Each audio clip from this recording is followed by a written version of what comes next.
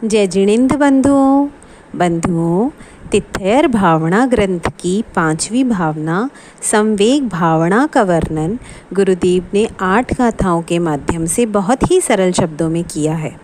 गुरुदेव ने बताया कि नया नया संवेग भाव कैसे उत्पन्न होता है, जो तीर्थंकर प्रकृति के बंध में कारण होता है।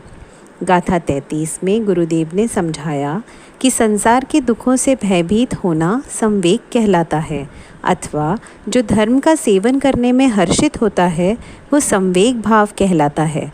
साथ ही गुरुदेव समझाते हैं कि यह भय उन 7 प्रकार के भय वाला नहीं है। यह भय कषाय के उदय से नहीं होता। यह तो कषाय की कमी से और सही ज्ञान से उत्पन्न होने वाला परिणाम है। जो भय कषाय के उदय से होता है वह तो इहलोक भय, परलोक भय, अगुप्ती भय, वेदना भय, आकस्मिक भय, मरण भय, अत्राण भय के भेद से 7 प्रकार का बताया है। ये 7 प्रकार के भय से मुक्त होना सम्यक दृष्टि जीव का भाव होता है।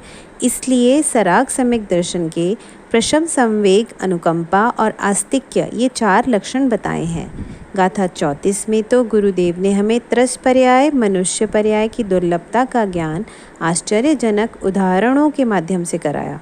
त्रस पर्याय की दुर्लभता बालुका समुद्र में पड़ी वज्रसिक्ता की कणिका के समान और मनुष्य पर्याय की दुर्लभता किसी चौराहे पर कोई रत्न राशि प्राप्त करने के समान है।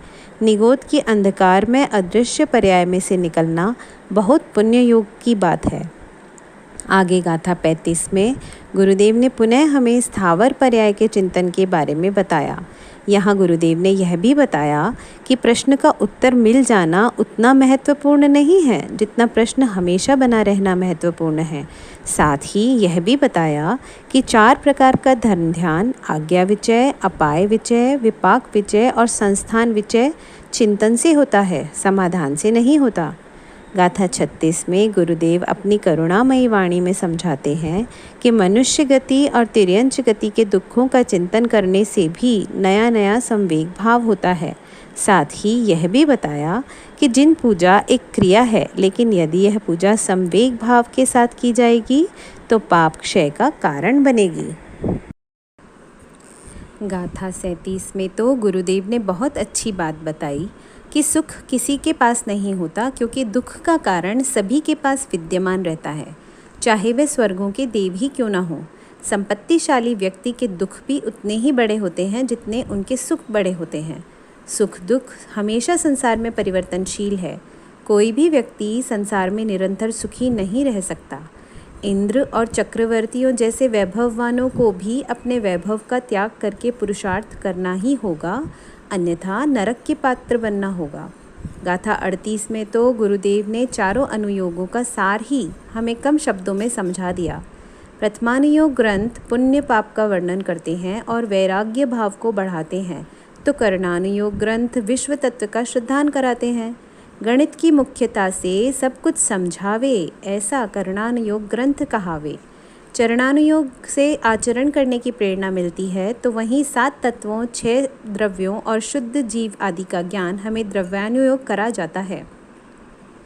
प्रथम अर्थात सबसे पहले जानने योग्य शास्त्र प्रथमानुयोग कहलाते हैं।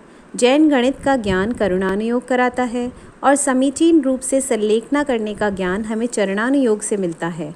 आध्यात्म और सिद्धांत का ज्ञान द्रव्यानुयोग कराता है, अर्थात इन चारों अनुयोगों को पढ़ने से राग की कमी होती है और वैराग्य की वृद्धि होती है। गाथा 39 में तो गुरुदेव ने आवेग, उद्वेग, उत्सेक और निर्वेग इनमें से किसके द्वारा साधु के संवेग बढ़ता है, ये बहुत सरल शब्दों में दूध के उबाल का उदाहरण देकर समझाया। दूध का गैस पर खदबद करना यानी आवेग, दूध का गैस पर रखे हुए उबाल आना जैसे उद्वेग, दूध को गैस से नीचे उतारकर उसमें गर्मास रहना यानी उत्सेक, दूध का बिल्कुल ठंडा होना यानी निर्वेग और दूध में मलाई आना यानी संवेग। ध्यान की अपेक्षा से आवेग से उद्वेग को हल्का बताया गया है। यहाँ आवेग को तीव्रतम कहा है और उद्वेग को तीव्रतर कहा है। जब हम भीतर से बाहर की ओर जाते हैं तो आवेग से उद्वेग बड़ा हो जाता है, और जब हम पुनः बाहर से भीतर की ओर आते हैं तो आवेग से उद्वेग हल्का हो जाता है।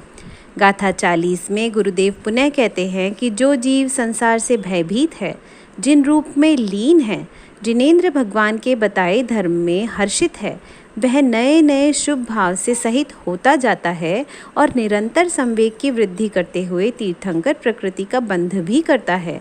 इस गाथा में गुरुदेव ने बताया कि देखा जाए तो इच्छा को दो भागों में विभक्त किया जा सकता है, एक संसार की इच्छा और दूसरी मुक्ति प्राप्त करने की इच्छा। तो यदि मुक्ति प्राप्त करने की इच्छा हो तो वह अन्य इच्छाओं को हटाने में सहयोगी बन जाती है। तो बंधुओं, दुर्लभ गुरु मुख से वचन, दुर्लभ गुरु मुस्कान, दुर्लभ गुरु आशीष है, दुर्लभ गुरु से ज्ञान। आगे की गाथाओं के लिए इसी तरह हमारे साथ बने रहिए। सव्वे सिम जय जिनेंद्र।